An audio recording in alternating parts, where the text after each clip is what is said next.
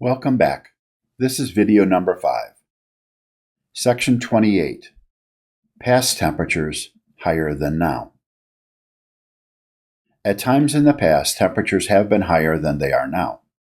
Some climate change denialists say that this disproves human-caused climate change, but that does not necessarily follow. Let's look at higher temperatures in the past, just to be aware of them, not to apply science or prove anything. There are different definitions for global surface temperature. Global mean surface temperature, GMST, is the estimated global average of near-surface air temperatures over land and sea ice, and sea surface temperature, ice-free ocean regions. Global mean surface air temperature, GSAT, is slightly different. Data and charts from different sources can differ.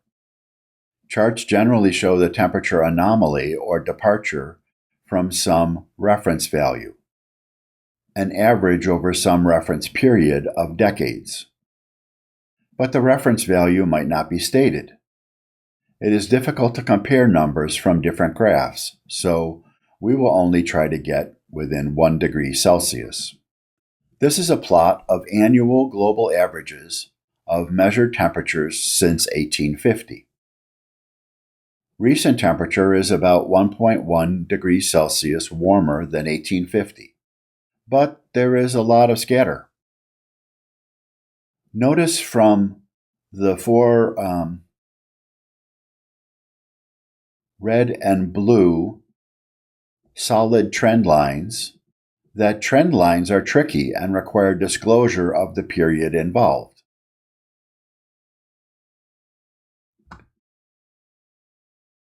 These red lines have positive slope over longer time periods, and the blue lines have negative slope over shorter periods.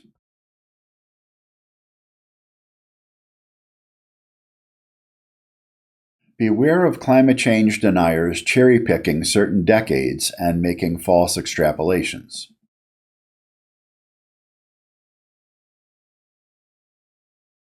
The cooling or plateau from 1940 to 1970 is said to be attributed to sulfate aerosols from sulfur dioxide emissions, which have since been reduced for respiratory health and to reduce acid rain. Some have proposed that we intentionally emit a lot of sulfur dioxide into the stratosphere as geoengineering to mitigate global warming, but others are concerned about unintended consequences. The main goal of the Paris Agreement is to hold the increase in the global average temperature to well below 2 degrees Celsius above pre-industrial levels, and preferably to 1.5 degrees. Human civilization has never experienced the Earth hotter than 2 degrees Celsius above pre-industrial levels. Here is the global temperature for the last 2,000 years. Data before 1880 or 1850 is calculated from proxies such as tree ring growth, corals, and isotopic analysis of ice cores.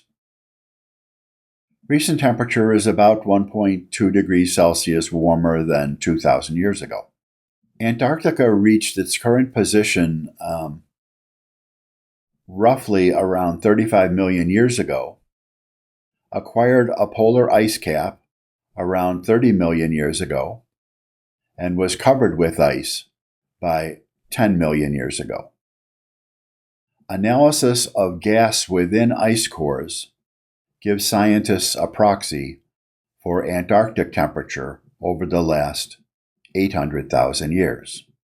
Here is Vostok ice core inferred temperature variation for the last 400,000 years before 1950. The approximately 100,000 year cycle, here to there to there to there, to there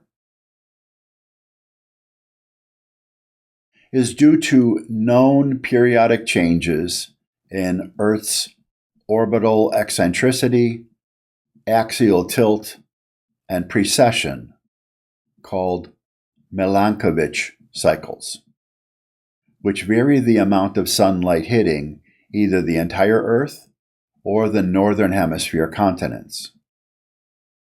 On this graph, the cold temperatures, here, here,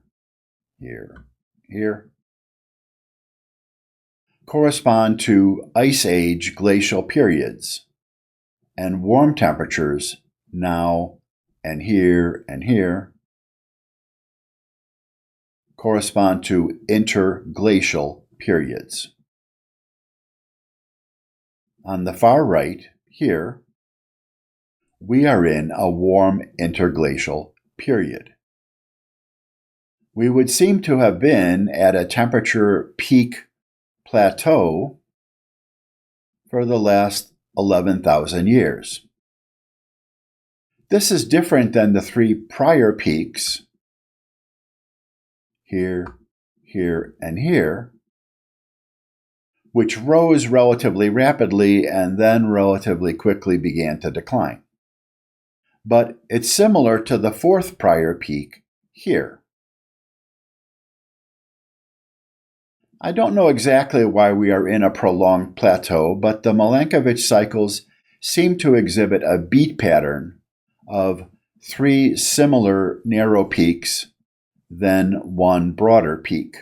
This is information about the Milankovitch cycles. We're not going to go through it in detail, but I wanted to look at, so we are here now, and if we look at this red curve, we see that now is different than 1 beat, 2 beats, and 3 beats away, but similar to 4 beats away. So we have this pattern of 1, 2, 3, 4, 1, 2, 3, 4, 1, and so on.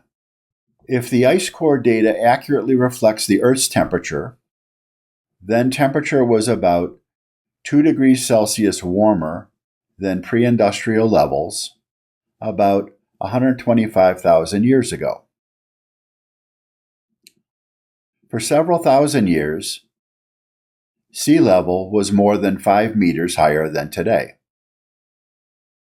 Human ancestor hunter-gatherers existed back then in Africa, but not civilization such as we know it today. Some climate change deniers say that global warming is due to this peak in the cycle, not to human-caused emission of carbon dioxide. Climate scientists use satellite data to say that the present Milankovitch cycle is not responsible for the warming in the last 150 years. I can't confirm that, but we did see how increased carbon dioxide produces radiative forcing, which should raise temperature. When the Milankovitch peak falls again, we could have another ice age in tens of millennia, and then we might desire more global warming, but that doesn't seem a good argument for continuing to emit in coming decades and endangering the environment for coming centuries. Here is a representation of Earth's temperature going back 500 million years, deduced from multiple indirect proxy sources. The timescale gets more compressed as you go from right to left. Here is 1 million years, 10 million, 100 million, 500 million.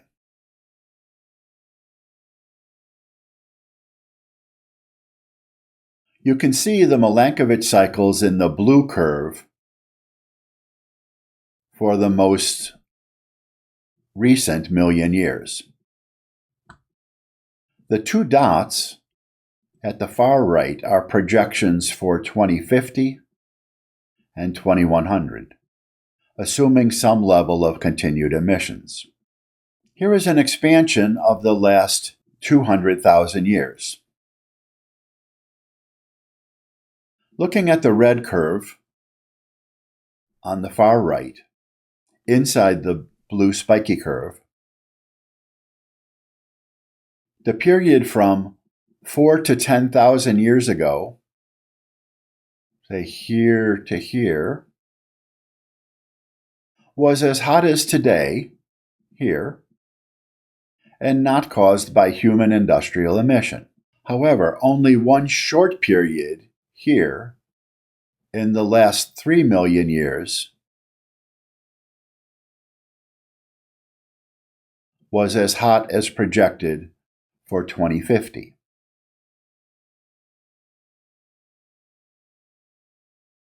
Greenland's ice sheet formed around 2.6 million years ago, so here, when the temperature was colder than presently. Temperatures prior to 3 million years ago, so to the left of the cursor, were generally hotter than the projection for 2050.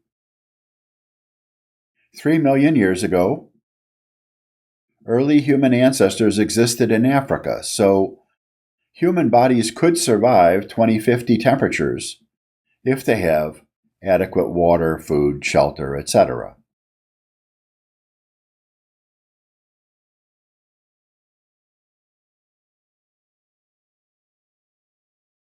Temperatures prior to 30 million years ago were generally hotter than the projection for 2100. So, mammals and humans could survive 2100 temperatures in some locations if they have adequate water and food. But agriculture is at risk from global warming before 2100. Section 29, Sea Level Rise. Mean sea level rises due to thermal expansion due to increased temperature and increased water due to melting of glaciers and ice sheets, such as at Greenland. Melting of ice shelves does not raise sea level. Land can also subside in a coastal location, independent of sea level rise, so measurements can be tricky. Scientists report that sea level has risen by 0.2 meters since pre-industrial times. We may get another 0.25 meter rise by the 2050s and a further 0.25 meter by 2100. Coastal cities and low-lying islands will be impacted by sea level rise, but also by higher, stronger storm surges. Current 1 in 100 year extreme sea level events are projected to occur at least annually in more than half of all tide gauge locations by 2100. I doubt that this will be mitigated by small reductions in emissions, but greater reductions can mitigate impact for the 22nd century. The global mean sea level 3 million years ago was up to 25 meters, 42 feet higher than it is today. If it were to reach that level again, it would inundate 80% of the world's largest cities. Something like 40% of the world population lives in coastal areas that would be inundated. That level will not happen by 2100, but the 22nd century is uncertain. We could apply science and math to estimate sea level rise, but I'm not doing that in this course. We could calculate sea level rise from thermal expansion of water and the volume and area of the oceans. We could calculate the volume of ice on Greenland and Antarctica from their areas and the average thickness of the ice. Section 30. Past concentrations higher than now. At times in the past, carbon dioxide concentration in the atmosphere has been higher than it is now.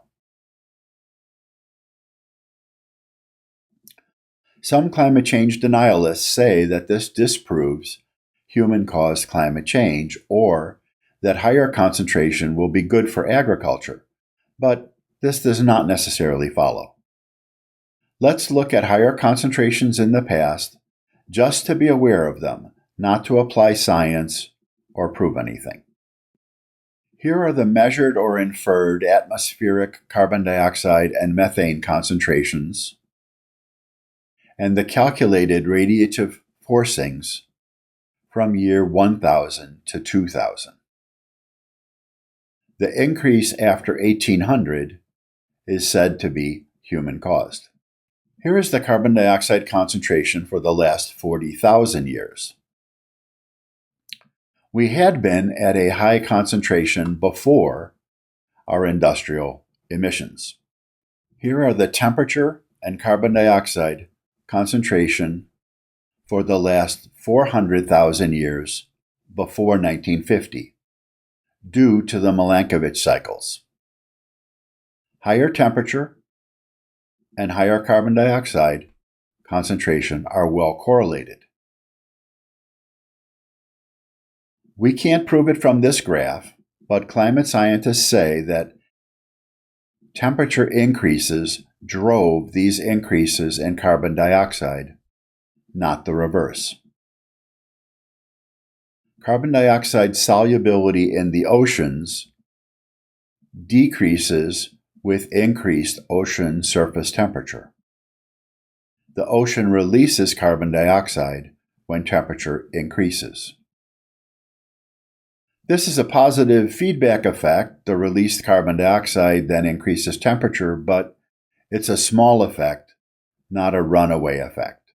Over the past 400,000 years, carbon dioxide concentration repeatedly peaked between 280 and 300 parts per million.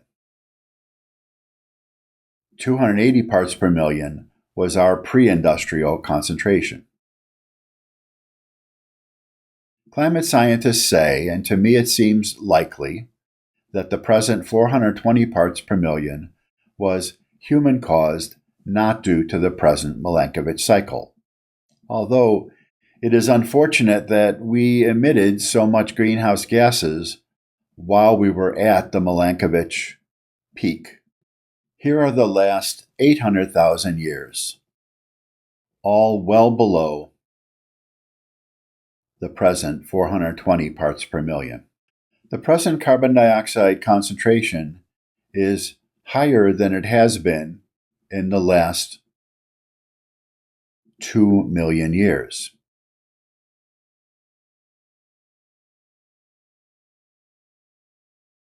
It may be the highest it has been in the last 14 million years.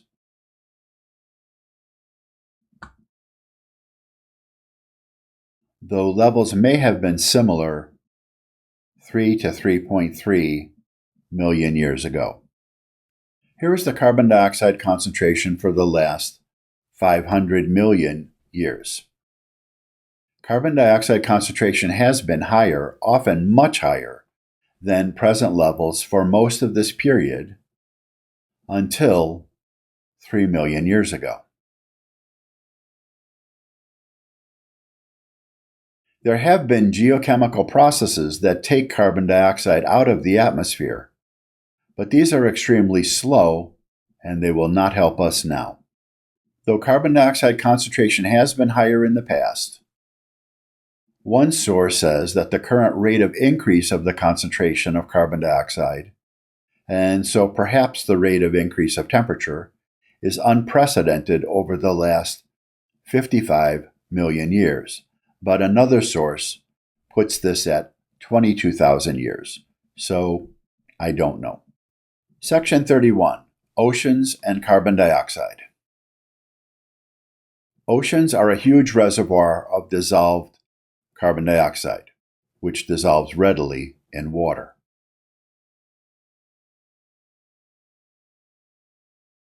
In equilibrium, the concentrations of carbon dioxide in the ocean at the surface and in the atmosphere above the ocean are proportional.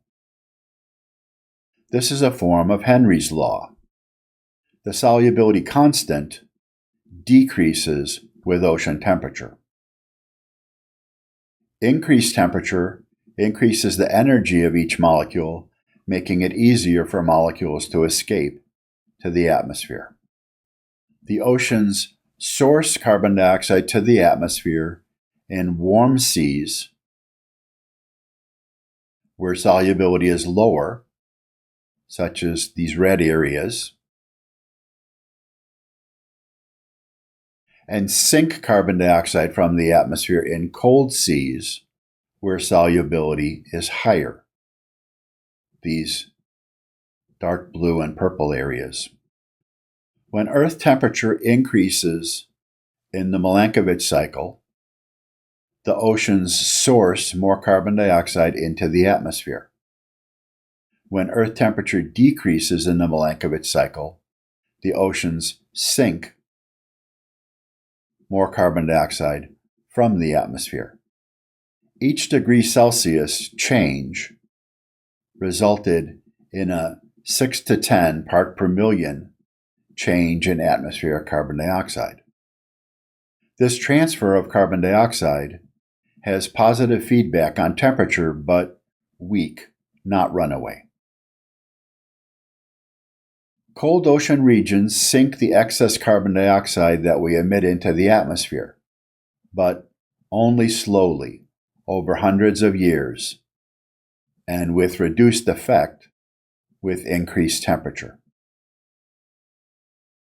I am not including ocean acidification in this course.